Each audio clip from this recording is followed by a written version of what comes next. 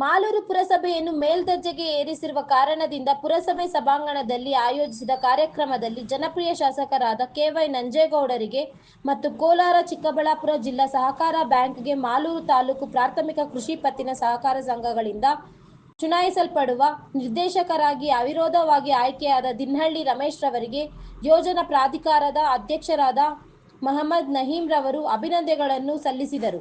Bureau report, ರಾಷ್ಟ್ರಧ್ವನಿ news Kannada, Malur. Archana.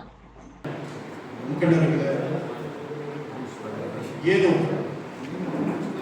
ನವ ಮಾಲೂರು ನಿರ್ಮಾಣ ಮಾಡಬೇಕು ಅಂತ ಹೇಳಿ ನಮ್ಮ ಶಾಸಕರು ಕೊಟ್ಟಿದ್ದಾರೆ. ಅದರಲ್ಲಿ ಇದೊಂದು ಮೇಲ್ಗಡೆ ಏನು ಹೊಸ ಬಸ್ ಸ್ಟ್ಯಾಂಡ್ ಆಗ್ಬೋದು, ಆಸ್ಪತ್ರೆ ಆಗ್ಬೋದು, ಕೆರೆ ಅಭಿವೃದ್ಧಿ ಆಗ್ಬೋದು, ಫ್ಲೈಓವರ್ ಆಗ್ಬೋದು, ನಾಲ್ಕುಪಥದ ರಸ್ತೆ ಆಗ್ಬೋದು, ಮಾಸ್ತಿಯಲ್ಲಿ ಬಸ್ ಸ್ಟ್ಯಾಂಡ್ ನಿರ್ಮಾಣ ಆಗ್ಬೋದು, ಮತ್ತೆ ಮಾಸ್ತಿ ವೆಂಕಟೇಶ್ ಅಯ್ಯಂಗಾರ್ ವಸತಿ ಶಾಲೆ 25 ಕೋಟಿಯಲ್ಲಿ ವಸತಿ ಶಾಲೆ ಆಗಿರ್ಬೋದು. ಇಂಥ ಹಲವಾರು ಕಾರ್ಯಕ್ರಮದ ಜೊತೆಗೆ ಇದೊಂದು ಮೈಲಿಗಲ್ಲು. ಇದು ಒಂದು ಒಳ್ಳೆಯ ಅವಕಾಶವನ್ನು ನಮ್ಮ ಮಾಲೂರು ತಾಲೂಕಿಗೆ ತಂದುಕೊಟ್ಟಿದ್ದಾರೆ, ಮಾಲೂರು ಪಟ್ಟಣಕ್ಕೆ ತಂದುಕೊಟ್ಟಿದ್ದಾರೆ. ಇಷ್ಟು ದಿನ ನಾವು ಮಾಲೂರು ಏನು ನಾವು ಸಮಸ್ಯೆಗಳನ್ನು ನೋಡ್ತಾ ಇದ್ರೆ ಇನ್ನು ಮುಂದೆ ಆ ಥರ ಸಮಸ್ಯೆಗಳು ಬರೋದಿಲ್ಲ. ಯಾಕಂದ್ರೆ ನಮಗೆ ಒಳ್ಳೆ ಜೊತೆಗೆ ಮತ್ತೆ ಹೊಸ ಹೊಸ ಯೋಜನೆಗಳನ್ನು ಶಾಸಕರು ತಗೊಂಡು ಹೋಗ್ತಾರೆ.